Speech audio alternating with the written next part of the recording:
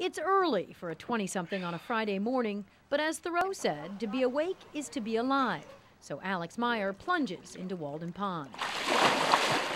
Just a lot more free feeling than being confined to, swimming up and down a lane. If it's a little choppy or a little windy, you get kind of bounced around a lot, which I kind of like. Meyer, a former Harvard University swimmer who still lives in Cambridge, soon heads to London to race in the 10-kilometer open water swim in the 2012 Olympics. It requires a lot of mental energy as well as physical. The 24-year-old, 5'11", 155-pound Meyer will be the only American man to race the 2-hour, 6-lap slog in the Serpentine Lake in London's Hyde Park. He says open water is a world away from swimming in the pool, littered with distractions that nibble at your focus. Whether it's someone touching your feet too much, whether it's something's wrong with your suit or something, like really little things tend to magnify themselves. 4 laps, 3 laps, 2 laps, 1 lap. Harvard swim coach Tim Murphy gruffs out instructions from a neon kayak. He's coached Meyer for 6 years.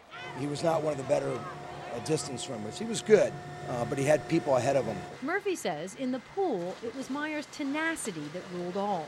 Just the day in and day out competitiveness just sort of piles up over a period of time.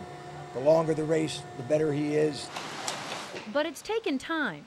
Meyer says he knew it was swimming that helped get him into Harvard, so he had a chip on his shoulder and rebelled that first year, understanding the drive of athletes but not intellectuals. Over-ambitious, overzealous, pre-med, cutthroat, competitive academically, which was didn't make any sense to me. But Meyer matured on campus and in the water, thanks in part to his friend Crippen. The two became close as they traveled for the U.S. swim team in 2009. Loyal friend and brother, and also a really a tried and true champion. Crippen drowned in a 10-kilometer World Cup race in 2010. Meyer was the first person to realize his friend was missing in the reportedly 80-degree waters in the United Arab Emirates. But he bristles when pressed to talk about the day. I mean, I don't really see a whole lot of point in going over the details. It's basically noticed he was gone, told some people, everyone starts looking for him, they find him a couple hours later. Meyer says the best way he can honor his friend and Crippen's family, even himself, is to do everything he can to make the sport the two shared safer. He couldn't finish the race because he was just way too hot. They shouldn't have started it in the first place. Meyer has pledged to get the international body that oversees open water swim events to more closely monitor water temperatures, have more lifeguards, and more targeted safety plans. We need to set a good example here in the U.S. and hold safe races here and show that the sport doesn't have to be dangerous. For these next days, the focus is on the Olympics.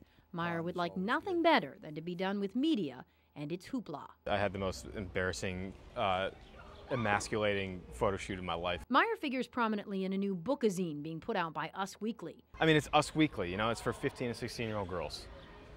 That's all I'll say. No way, that's all you'll say. And when I'm at the beach, I'm in a Speedo. I'm sexy and I know it. They wanted me to just do all these things, be all these poses, and they kept saying be cute, be playful, and be look, that's not who I am. In real life, Meyer is playful and thoughtful and smart. Smart enough to know that a medal is not a sure thing.